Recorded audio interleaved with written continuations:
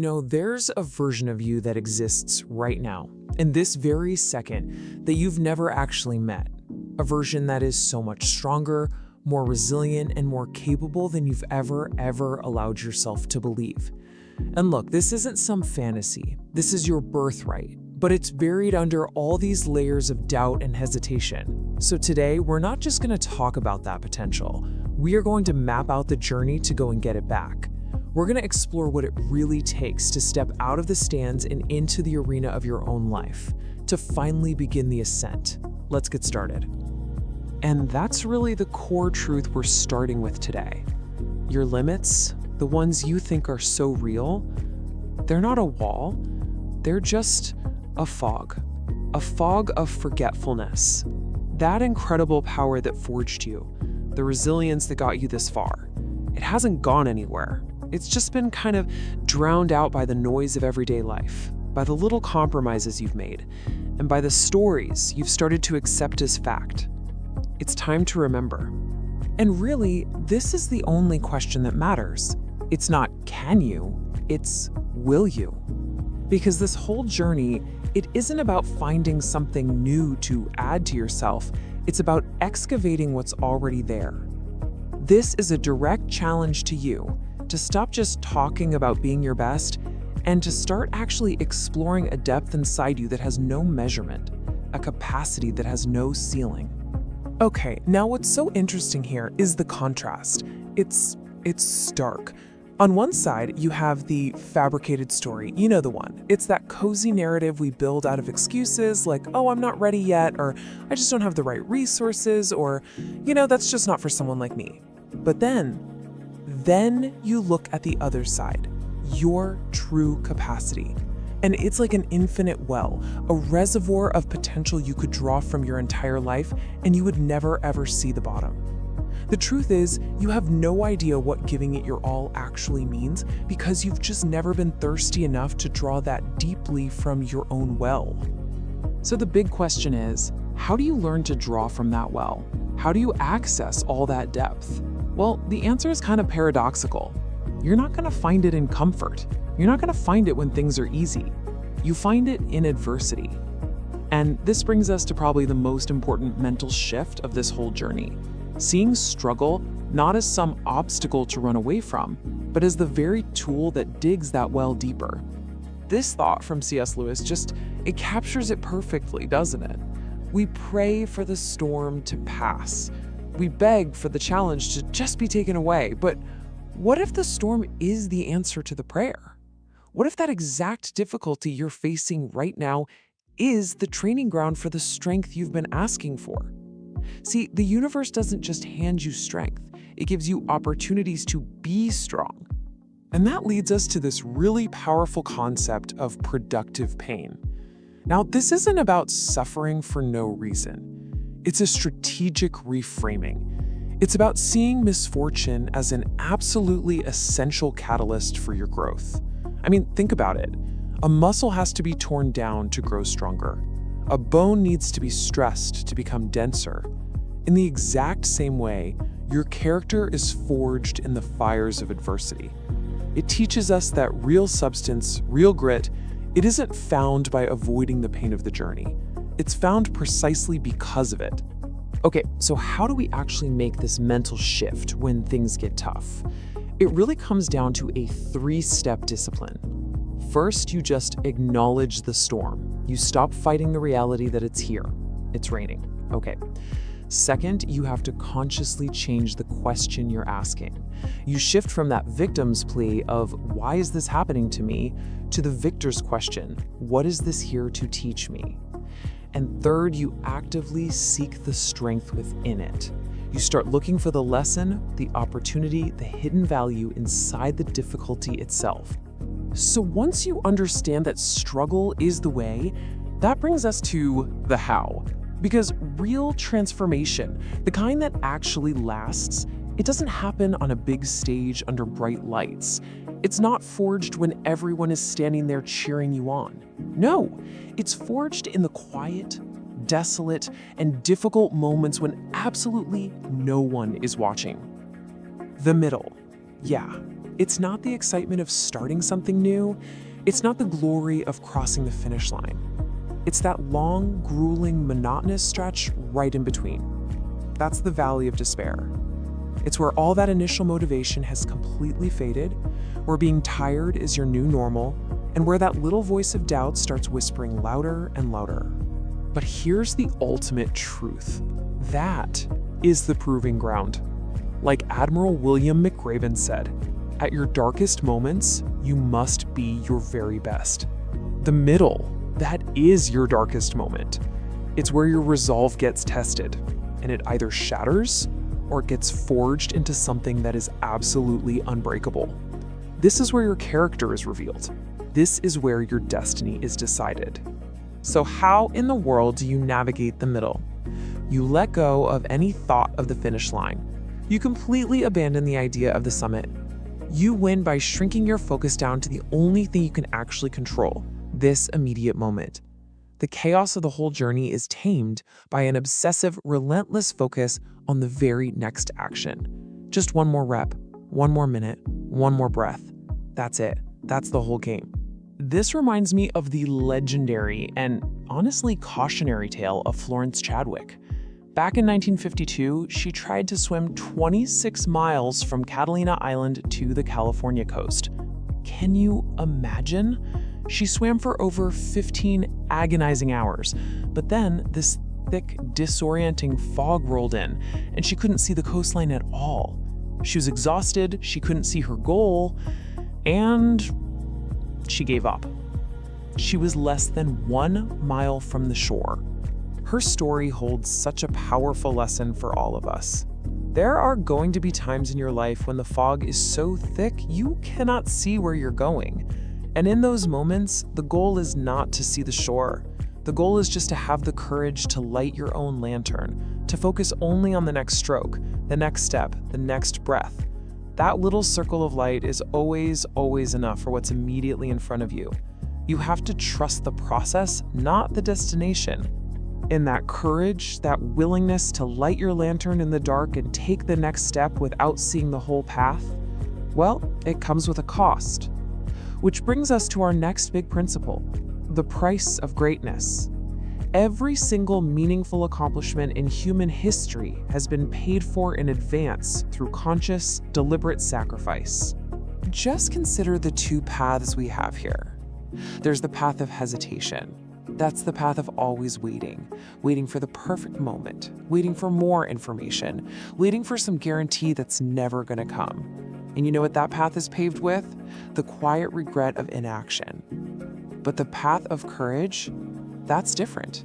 It accepts that fear is going to be there, but it sees it as a companion, not a stop sign. And with every small act of courage, another piece of the map reveals itself. The difference is subtle at first, but over a lifetime, these two paths lead to entirely different worlds. I remember hearing a story about Shaquille O'Neal explaining this to his son. He said he didn't lose time with his family, he invested it. He traded moments of comfort right now for a legacy that would take care of his family for generations. He got it. He understood a fundamental law of achievement. You're not losing, you're trading. You are exchanging something of lower value now for something of infinitely higher value down the road. And right there, that's the key. This isn't about limitation, it's about sequence. It's the profound understanding that you have to pay for your dreams up front. You build the foundation with the concrete of discipline and the rebar of sacrifice today so that the skyscraper of your ambition has something strong to stand on tomorrow. So after accepting the nature of struggle and understanding the price of greatness, we get to the final and most powerful step. See, it's not enough to just endure. You have to have a direction. You must consciously and deliberately choose your North Star. Burn the ships. That command, given by the conquistador Cortez when he landed in the New World, it's this timeless symbol of absolute, total commitment. By burning the ships, he completely eliminated the possibility of retreat. The only way forward was victory or death. And that's the mindset required for real progress. You have to create a reality for yourself where moving forward is the only option left on the table. This right here is the final challenge to your ambition. So many of us aim for good enough because we've been taught to believe that great is reserved for someone else. But listen, these aren't just different targets on the same board. They are completely different games with totally different rules. The game of good is about maintenance. The game of great, that's about creation. One is about drifting with the current, the other is about setting a course and sailing straight into the wind. And so we end where we have to, with a choice. Your life is this vast, unpredictable ocean. You will never, ever control the winds or the waves, but you, and only you, get to choose the star you sail by. That star, that purpose, it's not a destination you're ever meant to reach. Its function is so much more important than that. It's to keep you oriented, to keep you moving forward, to give meaning to the struggle and purpose to the sacrifice. The journey itself is what transforms you into the person who is worthy of the quest. So the only question left is, which star are you aiming for? Let's just get one thing straight right from the jump. The world, your life, it's not some treadmill that just has an off switch. If your feet stop moving, it's not because the machine stopped, it's because your brain told them to.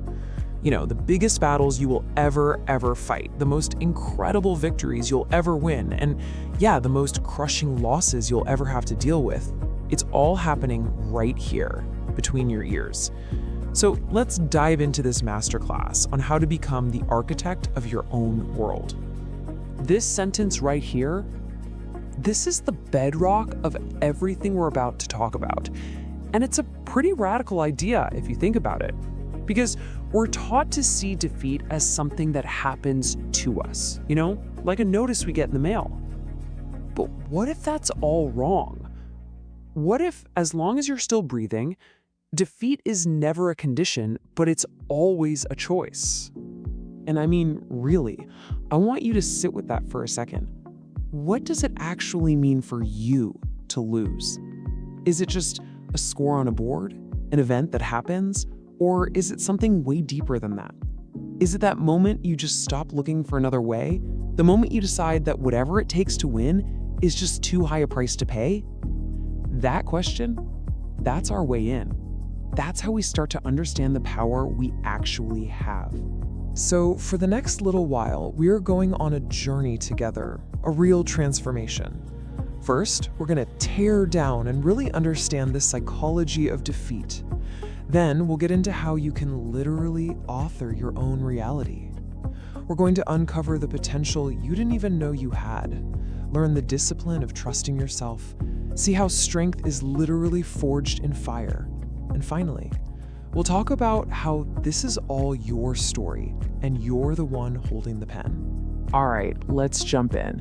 Part 1, the psychology of defeat. And look, this isn't about what happens to you. It's all about the choice you make inside in response to what happens. It's about that moment you look at the mountain you have to climb and you just say, nah, not today. So here's the key.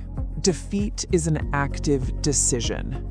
It is you looking at the prize, looking at the long, hard road to get there, and actively saying, I refuse to keep going. That victory just isn't worth this struggle. It's not that you can't find the exit, it's that you're not committed enough to navigating the maze. And because it's a decision, that means one incredible thing. It's in your control. And you know, every single one of these decisions boils down to a choice between two kinds of pain. On one hand, you've got the pain of effort, that temporary sting of pushing yourself. And on the other, you have the so much heavier pain of regret. That's a permanent weight on your soul. Yeah, waking up early is tough, but it hurts a whole lot less than looking in the mirror 10 years from now and saying, I could have, but I didn't. Okay, let's move on to part 2 and see how this all builds into authoring your reality. Because life isn't a script that's already been written. Nope, it's a choose your own adventure book. And the story you decide to tell yourself, well, that becomes the life you actually live. Just look at this. The facts are identical. 2 years spent on a business venture. That's it.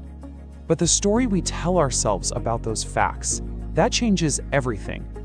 Are you the hero who says, "Look at everything I learned. I'm ready now. I'm one good decision away from success"? Or are you the victim, saying, "Well, if I couldn't make it work in 2 years, I never will. I should probably just quit"? Which story are you living? And this just nails the outcome of those two stories, doesn't it? The victim story always ends in resentment. You're mad at the world, at other people, at yourself. But when you decide to cast yourself as the hero of your own story, you become empowered. You're not a passenger anymore. You're the one at the wheel.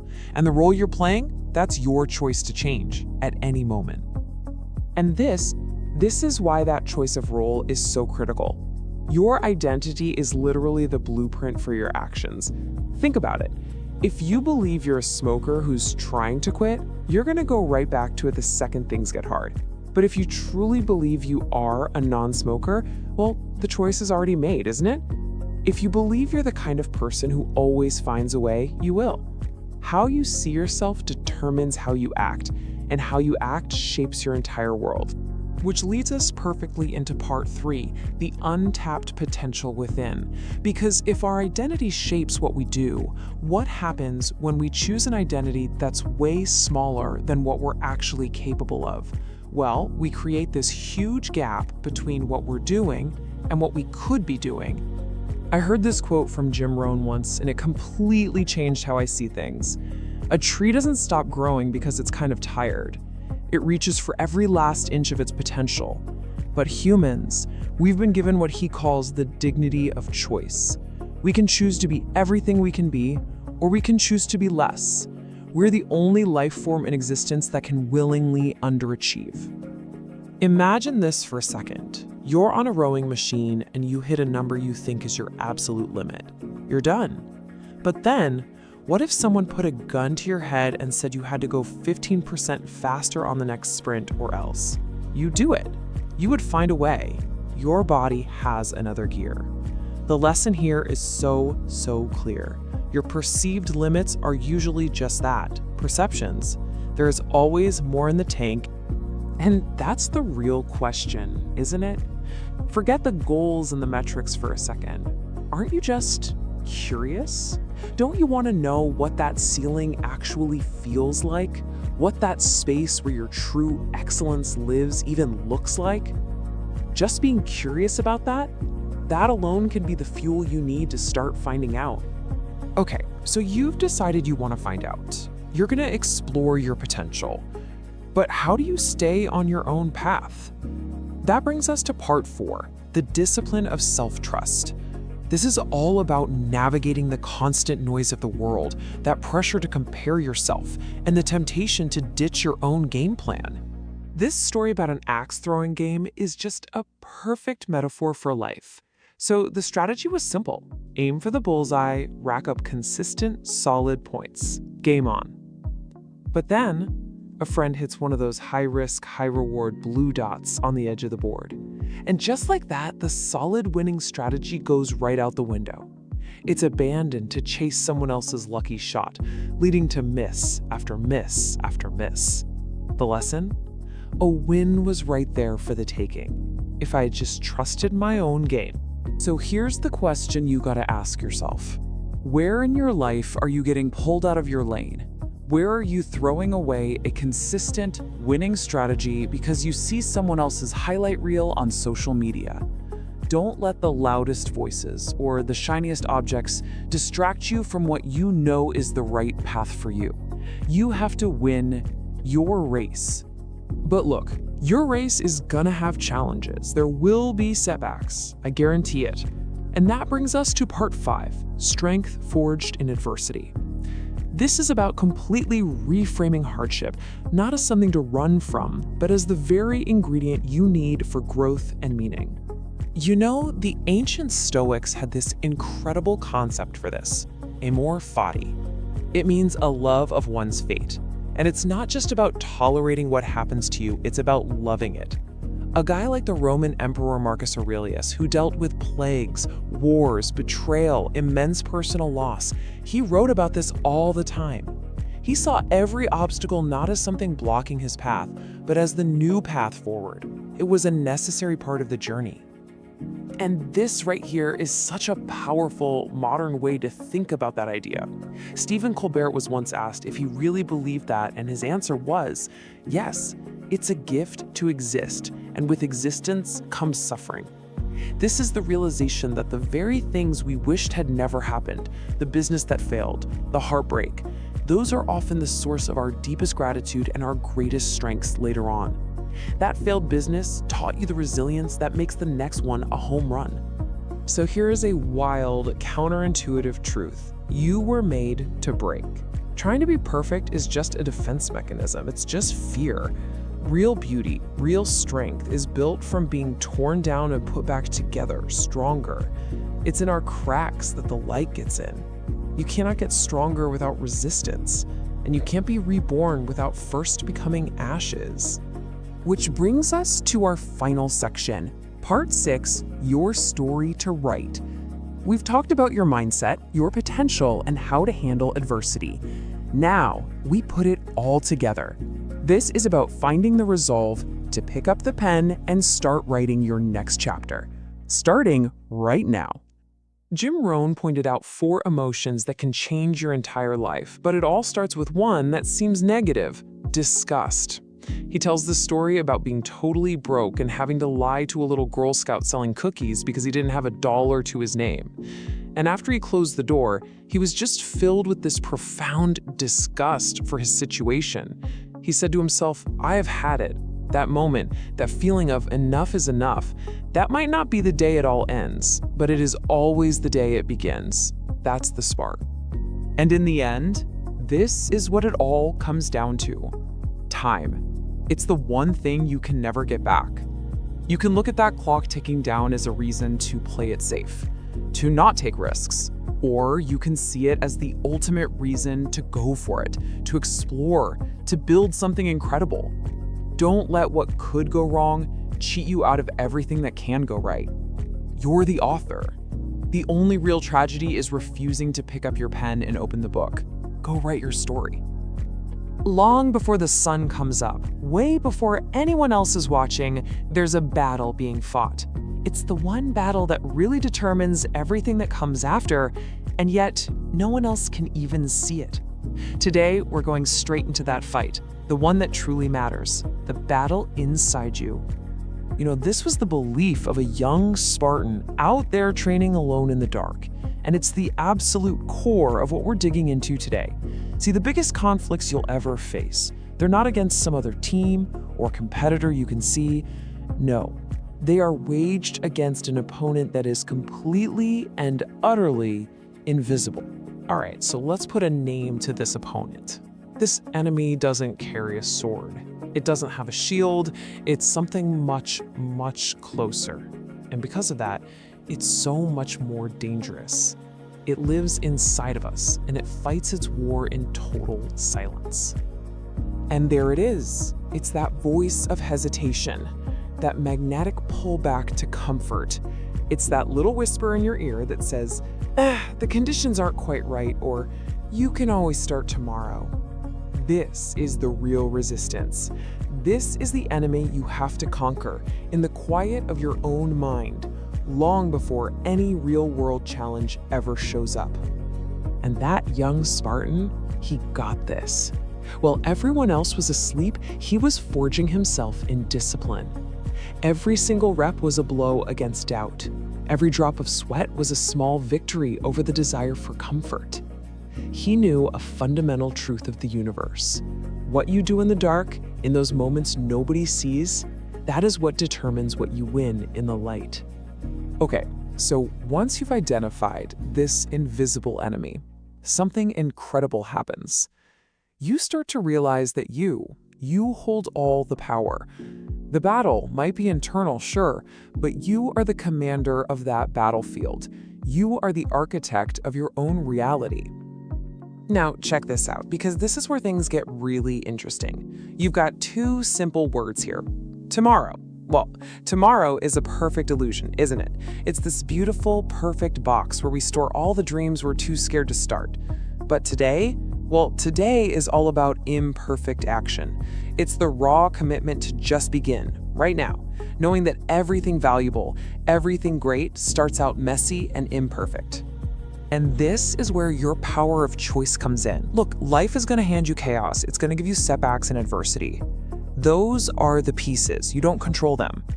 But just like a Spartan general looking over the terrain, you have absolute total control over what you build from those pieces. Your response, how you interpret it all, that is what builds your reality. So here's the real question for you. When chaos hits, and it will, what are you going to build? Are you going to build a fortress of excuses from all that rubble, or are you going to build a ladder? The event itself, that's the same for everybody. But the architecture of your response, that's what separates victory from defeat. And this brings us to the most powerful tool in your entire arsenal. People say the 3 most powerful words are, "I love you," but in this inner battle, I'm telling you, the 2 most powerful words are, "I am." Because whatever follows those 2 words will shape your entire existence. Now listen, because this is absolutely crucial. We are hardwired as human beings to act in a way that is consistent with our own self-concept. You literally cannot consistently perform in a way that goes against who you believe you are. And this isn't just some motivational fluff. It's a fundamental law of our psychology. People follow through on who they believe they are, always. And here's where you see the 2 sides of this coin. The words "I am" can be a prison. Tell yourself, "Oh, I'm not a morning person." And what happens? You've just given yourself permission to fail before the day even starts. But those exact same words can be a portal. Shifting that identity to "I am disciplined," or my favorite, "I am the type of person who finds a way," well, that creates a whole new standard. It gives your actions a brand new blueprint to follow. So how do you actually use this power? Well, it's a 3-step process. It's simple, but trust me, it's not easy. First, you set the target. Just like a Spartan archer, you have to know exactly what you're aiming for. So you choose the words that define who you want to become. Second, you state the identity. You declare it to yourself over and over, not as a lie, but as a direction. And third, and this is the most important part, you act accordingly. Your actions have to become the evidence that proves your new identity is true. Okay, let's bring this all home, because fighting the invisible enemy, being the architect of your reality, forging your own identity, it all collapses down into one single, powerful point in time. It all comes down to the present moment. It comes down to a decision you make right now. And you know, it's so important to understand why this fight is so incredibly hard. We're not just fighting bad habits here. We are literally going to war with our own evolutionary DNA. That fear that kept our ancestors alive, it's now the thing that keeps us locked in a cage of comfort. That need for approval that kept the tribe together, it's what now makes us terrified to stand out. A Spartan trains to override instinct with pure discipline. We have to do the same thing. We have to override our outdated survival software with conscious, deliberate intention. Your mindset, your identity, your perspective, think of it all like a hammer. A hammer can be a tool of chaos. It can smash and destroy everything around it. Or that same hammer can be the tool that builds a home. It was never, ever about the tool itself. It was always about the vision of the person holding it. So the final question isn't, what are you going to build tomorrow? The real question is, what choice are you making today? The victory you're looking for, the person you want to become, it doesn't live out there in some distant future. It is forged in the now. Your victory isn't won when you cross some finish line down the road. It's won in this very moment, with the choice you make to take one more step. So go, make today amazing. You know, sometimes it's got nothing to do with the odds. It's not about everything lining up perfectly for you. No. Sometimes it's about making something out of absolutely nothing. It's about finding a way forward when it feels like there is no way, when you have to crawl through hell just to build a new version of yourself. Today, we're going to break down the blueprint for how to do exactly that. So let me paint a picture for you that just nails this idea. The World Cup. You've got this classic David versus Goliath story. On one side, Argentina, a soccer giant ranked third in the entire world. And on the other, Saudi Arabia, a team that, let's be honest, most people had completely written off. The outcome felt like a sure thing. But then, this happened. Saudi Arabia 2. Argentina 1. I mean, the result sent an absolute shockwave through the entire world of sports. But this is where it gets really, really interesting. If you just glanced at the stats, you'd be sure Argentina dominated them. I mean, they had the ball for nearly 70% of the game. They took 5 times as many shots. By every single traditional measure, they should have won. But here's the thing. Possession and shots on goal, they don't win games. And that's the whole point, isn't it? Saudi Arabia was outmatched in every single category, except for the one that actually matters, turning the very few chances they got into goals.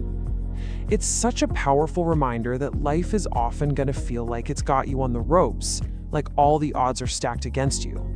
But the real lesson here is that there is always just enough of an opening to win. The hard part is finding it and having the guts to take it. So how in the world did they pull off that incredible upset? It wasn't just a fluke. It was a mix of 2 really powerful opposing forces. And that brings us to our first big idea, the duality of growth. See, to build the kind of mindset that wins against all odds, you're going to need 2 things. You need an engine to push you forward, and you need a steering wheel to guide you. And those 2 forces, they're consistency and adaptation. Think of it like this. Consistency is your engine. It's the raw power, the brute force that gets you on the field day in and day out.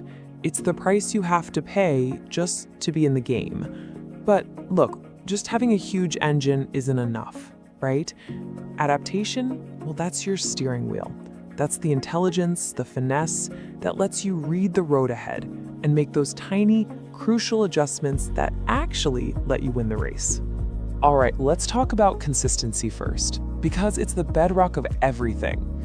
It's this simple, totally unglamorous act of just showing up, especially on the days you really don't want to. Every single time you do what you promised yourself you do, you're not just building a habit, you're building a personal data set. You're becoming a scientist of your own life. Each day you show up, you're collecting new data on what's working and what's not. And even on the days you feel like you failed, you still gathered priceless information. You showed up. And that in itself is a win. But here's the trap so many of us fall into. If you don't have that willingness to adapt, you end up living out Einstein's famous line. You spend day after day just ramming your head against the same wall, wondering why you're not getting through. You're moving just for the sake of moving, working for the sake of working, but you're not actually making any progress. Just showing up is not enough. And that leads us to this really simple but incredibly powerful 2-step process. You could call it the growth loop. Step 1 is just show up. This is the part where you have to be your own biggest cheerleader. You celebrate that discipline, you give yourself a pat on the back for being consistent. But step 2 is where the real magic happens. Adjust. Here, you gotta take off the cheerleader hat and become your own toughest but fairest critic. You look at that data you've been collecting and you ask the hard questions. Is what I'm doing actually working? What do I need to change? This isn't about beating yourself up. It's about being smart enough to know when to pivot. Okay, so once you get that growth loop of consistency and adaptation humming, you are ready to unlock the next level. This brings us to the absolute core idea we're talking about today, the architect mindset. You see, most people go through life like they're just players on a field, reacting to what the game throws at them. But an architect understands they're not just playing the game, they're designing the entire stadium. Now, the foundation for this whole mindset is a pretty simple but totally radical idea. Life is neutral. A rainstorm isn't bad, it just is. Getting laid off isn't inherently a tragedy, it's just an event. We are the ones who assign meaning to everything. We decide if that rainstorm ruins our day or if it waters our garden. We get to choose if that job loss is something happening to us or if it's happening for us, a chance to find something new. The moment you truly get that these challenges are not personal attacks, they lose all their power over you. So I want you to ask yourself this question right now. That big challenge you're facing, what if it's not some giant sign telling you you're going the wrong way? What if it's not proof that you're failing, but it's just the next puzzle you need to solve? What if it's just raw material, waiting for you to come along and build something incredible with it? See, an architect just sees the world differently. Fear isn't a stop sign. It's the price of admission for the best things in life. Rejection? That's not personal. That's just data telling you what to try next. All that criticism you get, that's just a reflection of the person giving it, not you. And loss isn't the end. It's a cleared lot, an opportunity to rebuild from the ground up. Every single obstacle is just a building block in disguise. You know, it's funny. Every chapter of our lives seems to have its own version of a character I just call Mike. I remember when I was in first grade, there was this one kid, Mike. He was an absolute menace. All he did was follow us around the playground looking for the tiniest little thing to go tattle to the teacher about. We lived in absolute fear of Mike. He felt like this giant, unbeatable obstacle. But looking back on it now, it's laughable. And that's the whole point. The fears that feel so huge and all-consuming right now are almost always overblown. The real power comes from realizing that your current Mike, whatever it is just as manageable as that tattletale from first grade. And this all leads us to our final and maybe the most crucial principle of them all. Once you've adopted that architect's mindset, there is one last non-negotiable step to actually build your vision. And it's the idea of burning the boats, of completely eliminating the option of retreat. So the only way you can possibly go is forward. The poet Robert Frost once wrote, "Freedom lies in being bold." This is it. This is the final piece of the architect's blueprint. It's not enough to just reframe your challenges in your mind. You have to act boldly in the face of them. But what does that actually look like? Well, as it turns out, nature gives us a pretty fascinating and kind of strange example. Okay, so check this out. There's this parasite called T. gondii, and when it infects an animal, it can actually cause it to act bolder, sometimes even reckless. So wildlife ecologists were studying wolves at Yellowstone for almost 30 years, and they found something incredible. The wolves that were infected with this parasite, they were 11 times more likely than the uninfected ones to leave their home pack and go start a new one. Now just think about that for a second. These bolder, risk-taking wolves, they weren't just more likely to strike out on their own, they were an absolutely staggering 46 times more likely to become pack leaders. And in the world of wolves, the pack leader is usually the only one that gets to pass on their genes. Nature is literally rewarding boldness with evolutionary success. The lesson couldn't be clearer. Risk is tied directly to reward.